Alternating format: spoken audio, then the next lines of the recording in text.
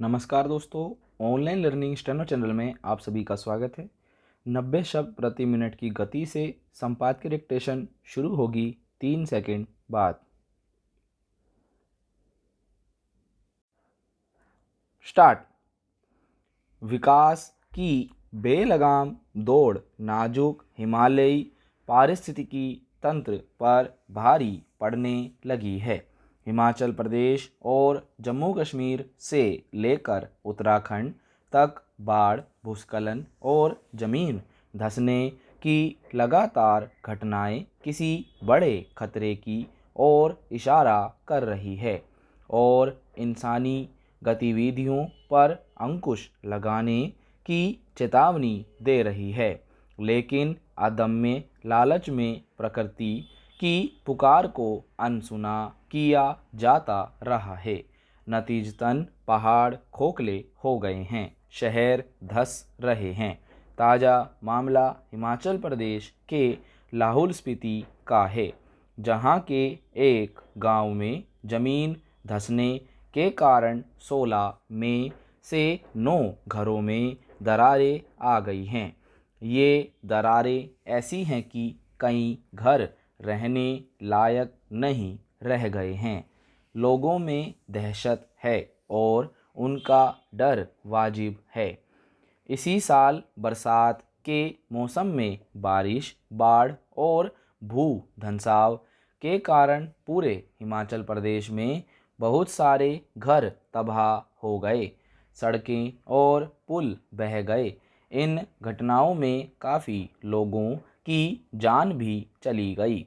इसी वर्ष की शुरुआत में उत्तराखंड के जोशीमठ शहर में जमीन धंसने की घटनाओं से पूरा हिमालयी क्षेत्र सहम गया था, जहां सैकड़ों मकानों, सड़कों, होटलों आदि में दरारें आ गई थी और लोग पलायन को मजबूर हो गए। पैरा सवाल यह है कि पहाड़ी क्षेत्रों में प्राकृतिक आपदाओं, विशेषकर जमीन धंसने की घटनाओं में वृद्धि क्यों हो रही है और सरकारी तंत्र इसकी अनदेखी क्यों कर रहा है।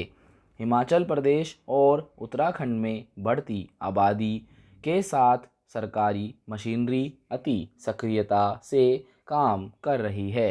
मैदानी क्षेत्रों की बिजली, तीर्थाटन और पर्यटन की ज़रूरतें पूरी करने के लिए भी यहाँ निर्माण कार्यों और विकास की गतिविधियों पर जोर दिया जा रहा है।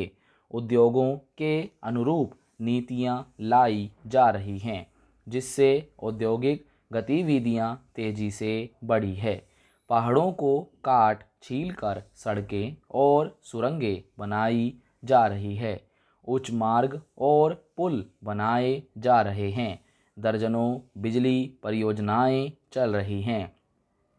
ये ज़्यादातर काम पहाड़ी क्षेत्र में सुरक्षा मानकों की अनदेखी कर हो रहे हैं।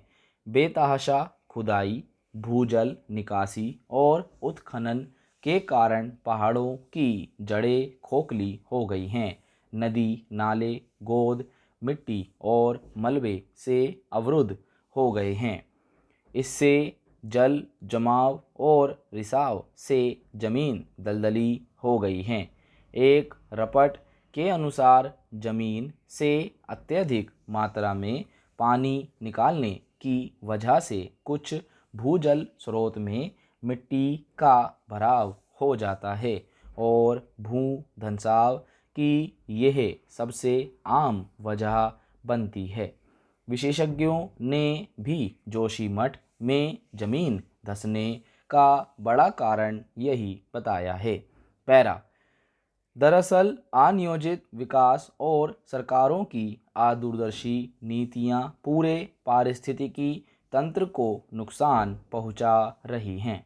ऐसा प्रतीत होता है कि केंद्र या राज्य सरकारों ने केदारनाथ आपदा, रैणी आपदा, चामोली में हुए हादसों से कोई सबक नहीं सीखा। स्टॉप।